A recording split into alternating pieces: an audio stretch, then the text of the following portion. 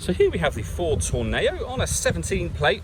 I'm going to start off by showing you around the outside of the car, and then we'll hop in and run through some of the controls on the inside. But from the outside, you can see it's got alloy wheels, 5 doors and tinted windows around the rear section of the car. Let's start off inside the boot and then work our way around the rest of it from there. As we approach the boot, you can see we have reversing sensors. Plenty of space in the rear section as well. Currently the 2 rear seats are folded down, so it's in its 5-seat layout. Let me show you what it's like with the 2 rear ones folded up into position. And as a 7-seater, you can see you still get a decent amount of space in the boot area.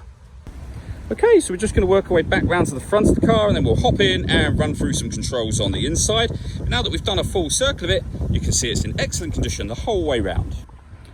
Just briefly before we climb in, I think it's well worth seeing the interior from this exterior point of view. There's plenty to run through on the dashboard, so let's hop in and we'll do that now. Okay, now that we're inside the car, we're going to start with the dials. On the left-hand side, we have the rev counter, and on the right-hand side, the speedometer. In the middle, you can see the total miles of the car, which are 23,924. You can change the information displayed in that section for various bits of trip computer info, or you can have that digital readout for the speedometer you see being displayed now.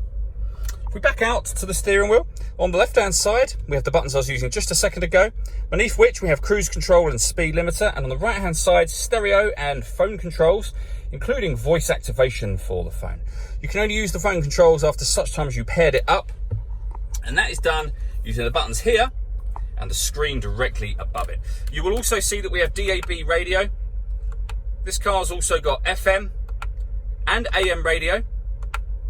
And we're back round to the beginning again. We've also got a CD player, as well as auxiliary input, USB input, and you can stream your music wirelessly via Bluetooth audio as well. So plenty of ways to listen to your music in this car.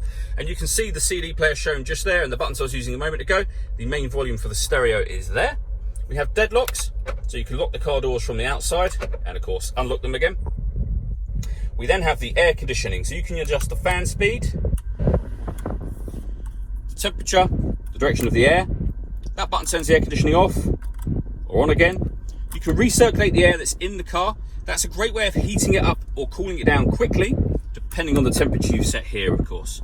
Underneath that, we can turn off the stop and start. This car is designed to cut out when it's stationary in traffic to save you fuel. That system is now turned off. We have a rear heated screen and a proper heated front screen as well.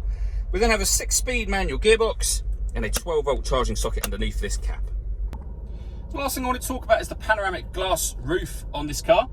There is a sun blind you can open up, and once that's opened, as you'll be able to see, that lets in a huge amount of extra light and really kind of makes the cabin area feel a lot bigger as well. All that leaves me to say is thank you for taking the time to watch this video. If you'd like to go and see the car in person and have a test drive, please feel free to call any of our MJA sites. We'd love to hear from you soon.